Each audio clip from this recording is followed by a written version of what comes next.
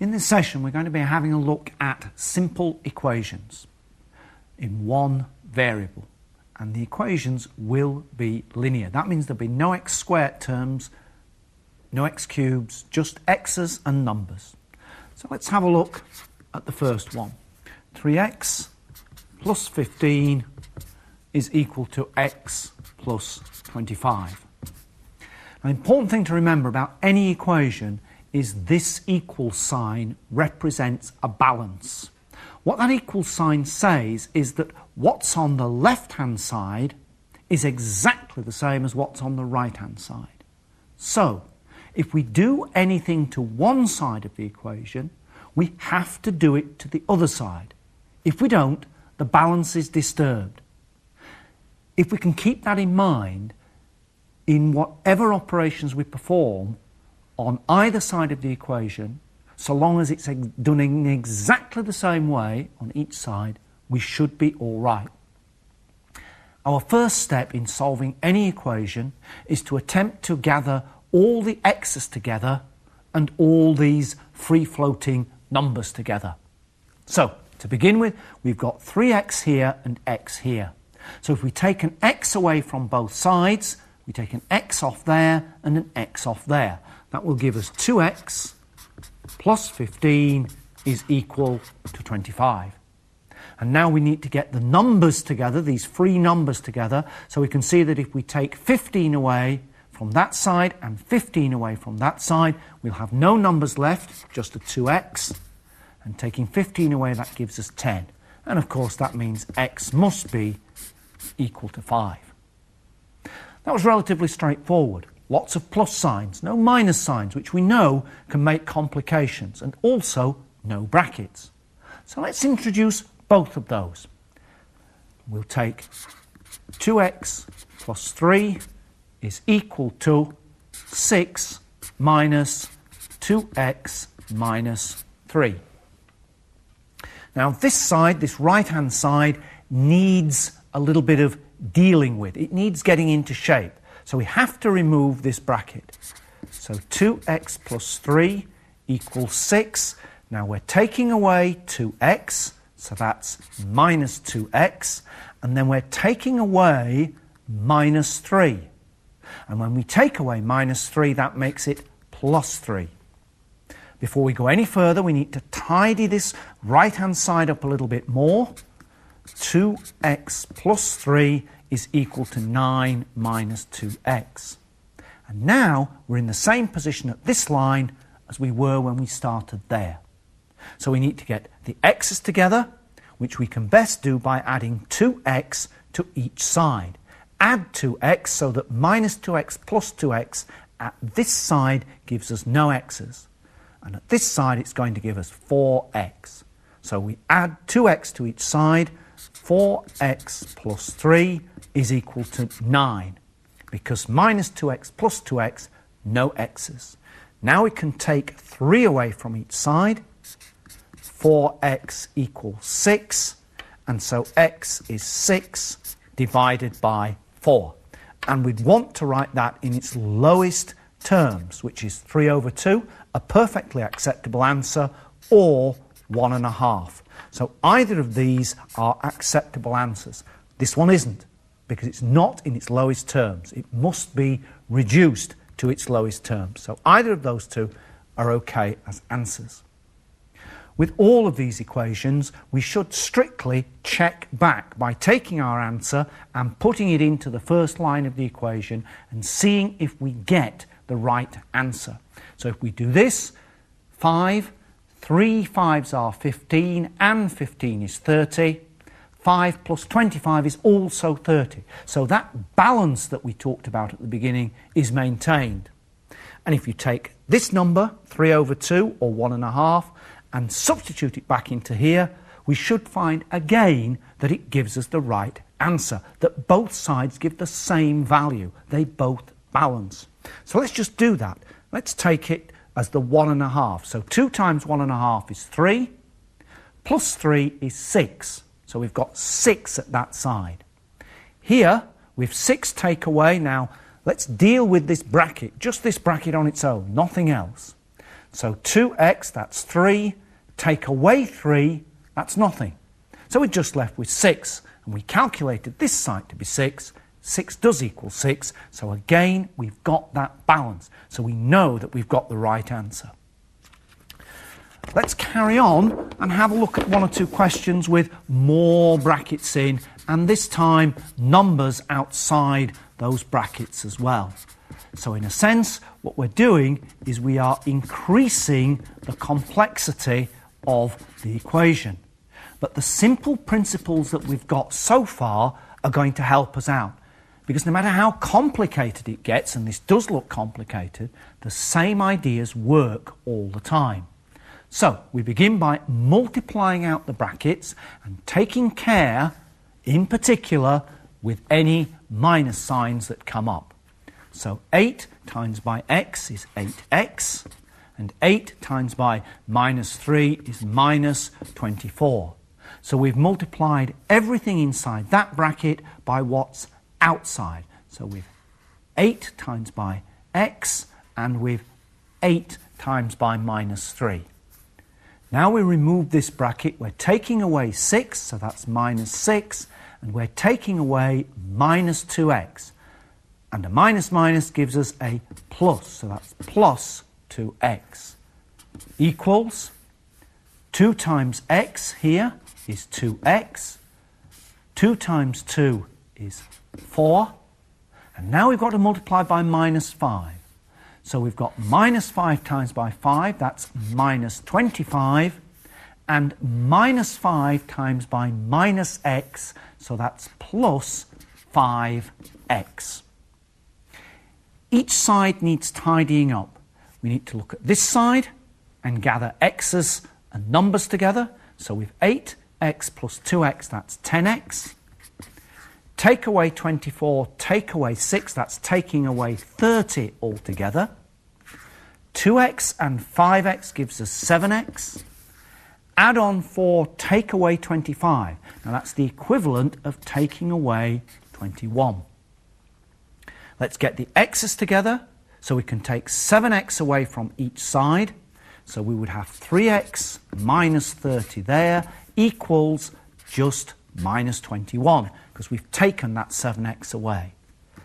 Add the 30 to each side because minus 30 plus 30 gives us nothing, and add it on over here. So we get 3x equals, now 30 added to minus 21. Well, it's just the same as 30 take away 21. So the answer is 9. And 3 times by something to give us 9 means the something, the x, must be 3. And again, we ought to be able to take that, put it back into this line and see that in fact we've got the correct answer. So let's just try. 3 minus 3 is 0. 8 times by 0 is still 0. So we can forget about that term.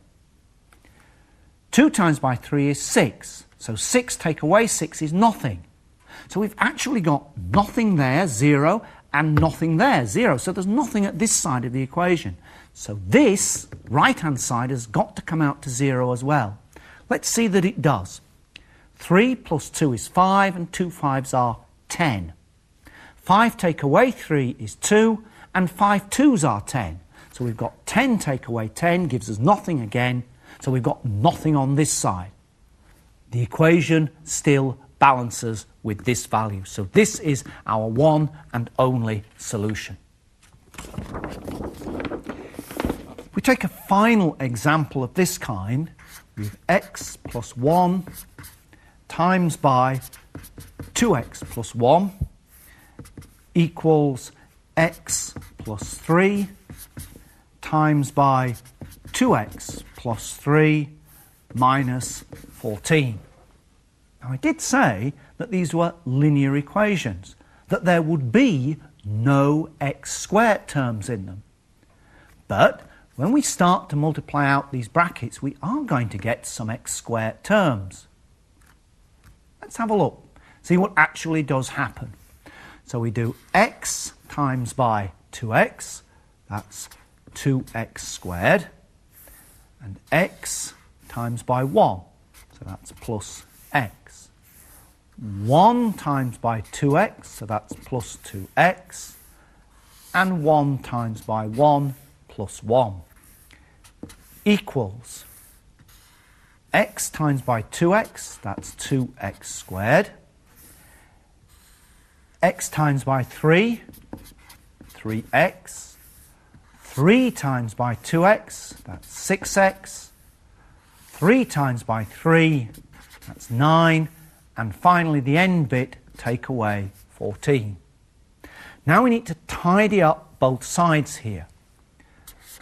2x squared plus 3x plus 1 equals 2x squared plus 9x, taking these two terms together, plus 9 minus 14. And this needs a little bit more tidying. But before we do that, let's just have a look at what we've got. We've got a 2x squared there and a 2x squared there. They are both positive, so I can take 2x squared away from both sides. That means that the 2x squared vanishes from both sides. So let's do that. Take 2x squared from each side, and that leaves us 3x plus 1 is equal to 9x, and now we can do this bit. 9 take away 14, well, that's going to be take away 5. I still have the 5 to subtract. Now we're back to where we used to being, getting the x's together, getting the numbers together. We can subtract 3x from both sides. So that gives me 1 equals 6x minus 5. We can add the 5 to both sides, so that's 6 equals 6x, and so 1 is equal to x. And again, we can check that this works. We can substitute it back into here. 1 plus 1 is 2. 2 1s are 2 and 1 is 3. So effectively we've got 3 times by 2 at this side, which gives us 6. Here, 1 plus 3 is 4. 2 times by 1 is 2, plus 3 is 5. So we've got 4 times by 5. So altogether there's 20. Take away 14 is again 6. So again, this equation is balanced exactly when we take x to be equal to 1. Now those equations that we've just looked at have really been about whole numbers. The coefficients have been whole numbers. Everything's been in terms of integers. What happens when we start to get some fractions in there, some rational numbers? How do we deal with that? So again, we're going to add on more complexity. But again, the rules are the same. What we do to one side of the equation, we must do to the other side in order to preserve that particular balance. So, let's introduce some fractions along with some brackets. So with 4 brackets x plus 2 all over 5 is equal to 7 plus 5x over 13. We've got some fractions here. Numbers in the denominator, 5 and 13. We want rid of those. We want to be able to work with whole numbers, with integers. So we have to find a way of getting rid of them. And that means we have to multiply everything, because what we do to one side we must do to the other, by the common denominator. And the common denominator for 5 and 13 is 65. That's 5 times by 13. So let's do that. Let's multiply everything by 65. And I'll write it down in full so that we can see it happening. So we have 65 times 4 brackets x plus 2 over 5. Then we have 65 times by 7. Remember I said we had to multiply everything. So that's not just these fraction bits, it's any spare numbers that there are around as well. Plus 65 times by 5x over 13. Now let's look at each term and make it simpler, tidy it up. Well, for a start, 5 will divide into 65. So 5 into 5 goes 1, and 5 into 65 goes 13. And then 4 times by 13, well, that's 52. So we have at that side 52 times by x plus 2 equals. That's in a nice familiar form. We're used to that sort of format. We've arrived at it by choosing to multiply everything by this common denominator. Now let's tidy this side up. 7 times by 65. Well, that's pretty tall order. Let's try it. 7 5s are 35. 7 6s are 42. And the 3 is 45. Here we've 65 times 5x over 13. Well, 13 goes into 13 once, and 13 goes into 65 5 times. So we 5 times by 5x is 25x. And you may say, what happened to these 1s? Well, if I divide by 1, it stays unchanged, so I don't have to write them down. And now, what are we left with? An equation that we're used to handling. We've met these kind before. So let's multiply out the brackets, get the x's together, and solve the equation. So we multiply out the brackets, 52x, 52 times 2 is 104, equals 455 plus 25x. Take the 25x away from each side. So that gives me 27x there, and no x's there. Take the 104 away from each side, which gives me 351. And now, lots of big numbers, but really that shouldn't be a problem to us. 351 divided by 27, well, certainly it goes once. There's 127 in the 35 and 8 over, and 27's into 81, well, they're going to go 3 times. So our answer is x equals 13. And we can go back and check it and make sure that it's right. So let's do that. 13 plus 2, well, that's 15. 15 divided by 5 is 3, and now times by 4, so that's 12. So hang on to that number, 12 at that side. 5 times by 13, but divided by 13. So the answer is just 5. Plus the 7 is again 12, the number that we got at this side. So this answer is correct. It balances these two sides of the equation. Let's practice that one again and have a look at another example. So we take x plus 5 over 6 minus x plus 1 over 9 is equal to x plus 3 over 4. But we haven't got any brackets. Does that make any difference? The thing you have to remember is that this line not only acts as a division sign, but it acts as a bracket. It means that all of x plus 5 is divided by 6. So it might be as well if we kept that in mind and put brackets around these terms so that we're quite clear in what we've written down that these are to be kept together and are all divided by 6. These two are to be kept together and are all divided by 9. And similarly here, they're all divided by 4. Next step, we need a common denominator. We need a number into which all of these will divide exactly. Now we could multiply them all together and we'd be certain, but the arithmetic would be horrendous. 6 times 9 times 4, very big number. Can we find a smaller number into which 6, 9 and 4 will all divide? Well, a candidate for that is 36. 36 will divide by 6. 36 will divide by 9, and 36 will divide by 4. So let's multiply throughout by that number 36. So we have 36, and because we've put the brackets in, we're quite clear that we're multiplying everything over that 6 by the 36. Minus 36 times x plus 1 all over 9 equals 36 times by x plus 3 all over 4. So we've made it quite clear by using the brackets what this 36 is multiplying.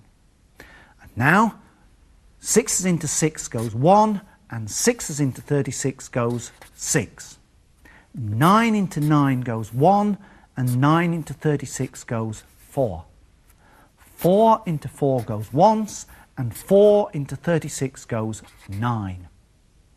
So now I have this bracket to multiply by 6, this bracket to multiply by 4, and this bracket to multiply by 9. I don't have to worry about the ones because I'm dividing by them, so they leave everything unchanged.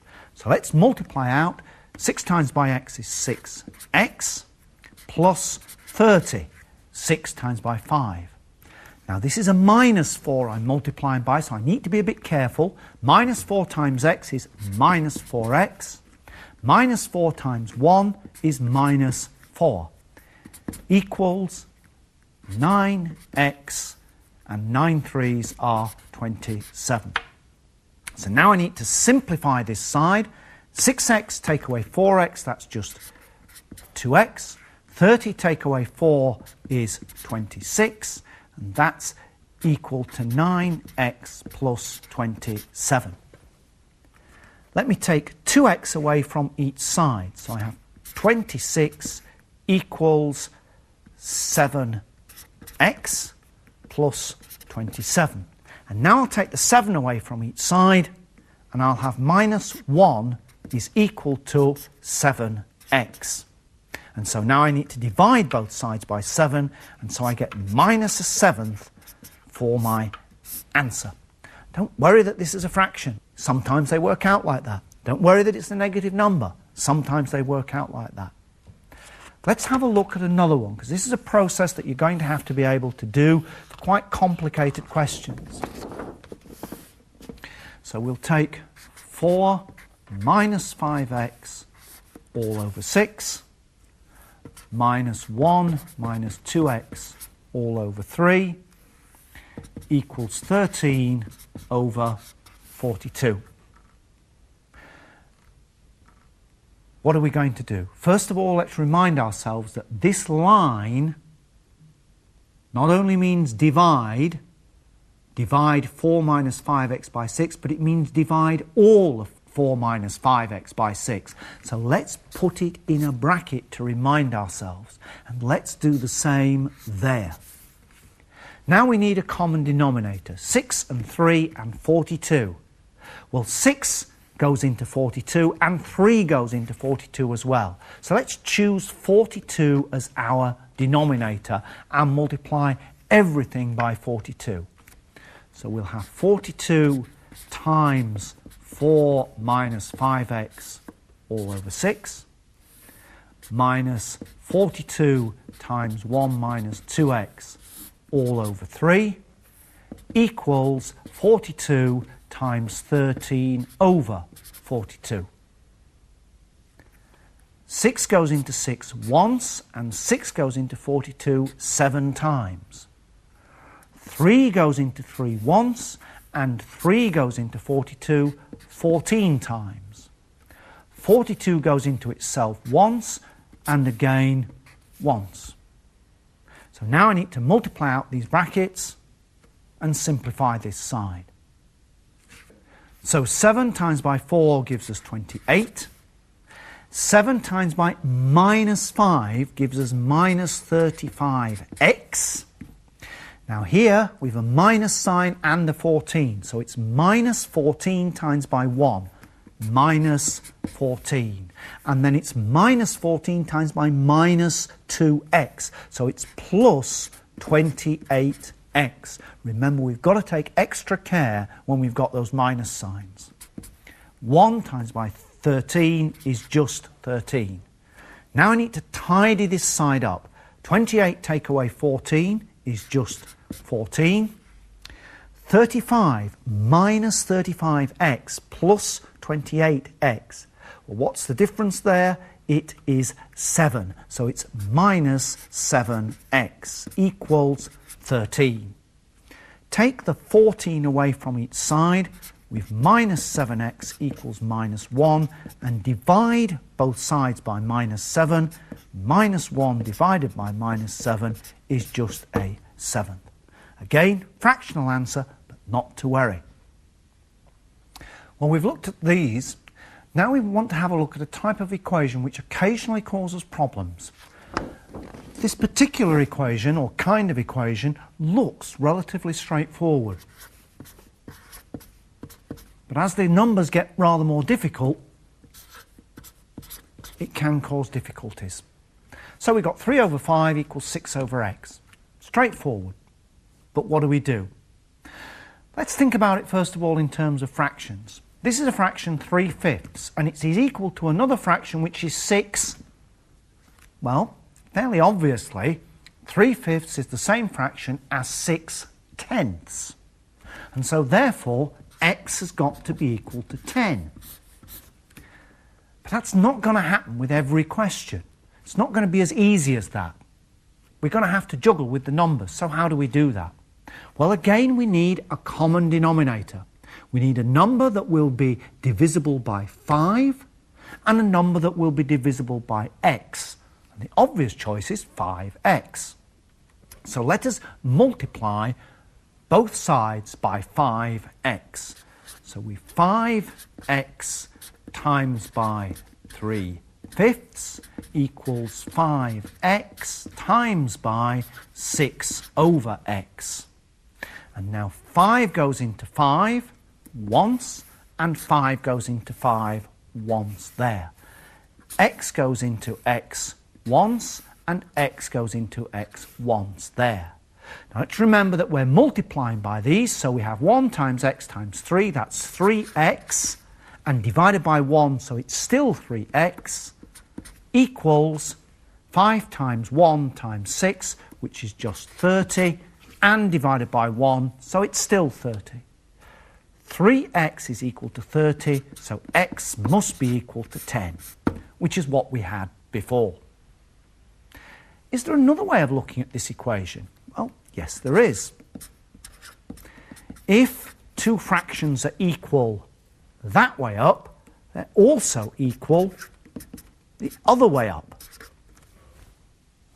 This makes it easier still, because all that we need to do now is multiply by the common denominator, and we can see what that common denominator is. It's quite clearly 6, because 6 divides into 6 and 3 divides into 6.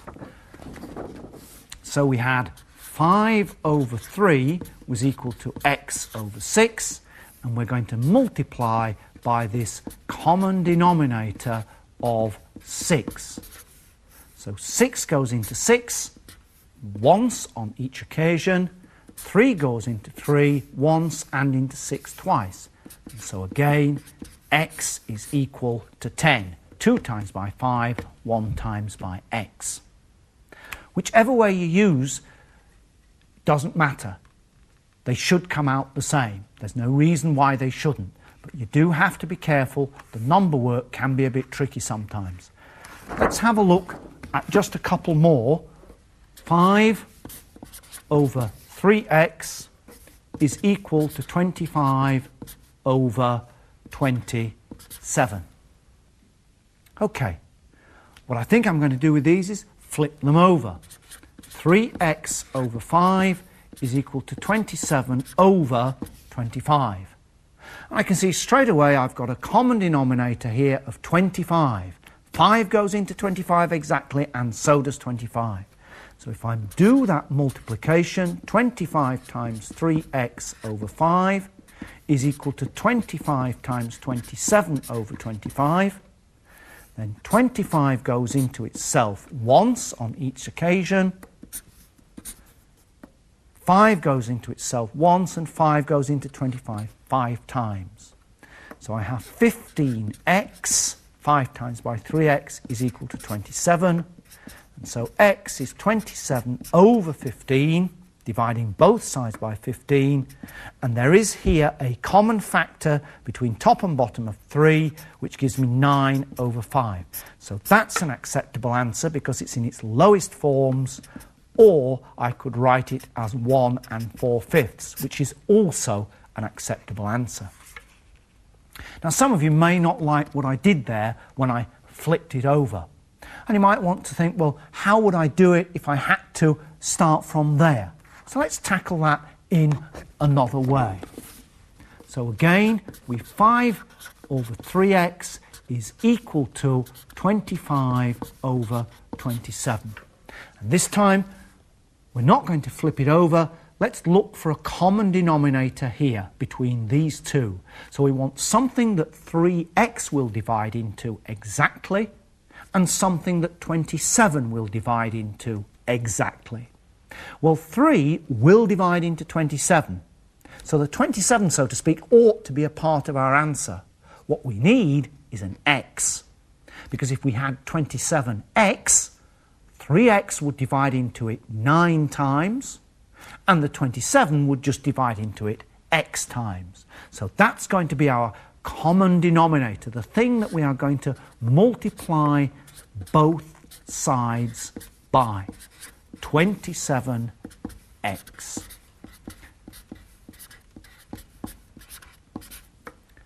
So we can look at this and we can see that x divides into x once and x divides into x once there. We can also see that 3 divides into 3 and 3 divides into 27 9 times. And over here, 27 goes into 27 once each time. So I have 9 times 1 times 5, and 9 5s are 45, divided by 1 times 1, which is 1, so it's still 45, equals 1 times by 25, and times by the x there, 25x. Now I need to divide both sides by 25, so I have 45 over 25 equals x. This is not in its lowest terms. I can divide top and bottom by 5, giving me 9 over 5 again, which again I can write as 1 4/5. Let's take one final example. This time let's look at some fractions, but this time mysteriously the x is already on the top. Well, that's really good for us. All we need to do is look at what's our common denominator. Well, 7 and 49. What number divides exactly by both of these? And it will be 49. So we just need to do 49 times by 19x over 7 equals 49 times 57 over 49. 49 goes into 49 once each time, and 7 goes into 49 7 times. And so I have 7 times by 19x equals 57. And you might say, well, hang on a minute, shouldn't you have multiplied out that first? Well, I didn't want to. Why didn't I want to? Well, sometimes when you play darts, your arithmetic improves. And triple 19 on a dartboard is 57. So 19 divides into 57 3 times, and I don't want to lose that relationship. So I'm going to divide each side by 19. So 7x is equal to 3, which means x must be 3 over 7. Playing darts does help with arithmetic. We finished there with simple linear equations. The important thing in dealing with these kinds of equations, and any kind of equation, is to remember that the equal sign is a balance. What it tells you is that what's on the left-hand side is exactly equal to what's on the right-hand side. So whatever you do to one side, you have to do to the other side. And you must follow the rules of arithmetic when you do it.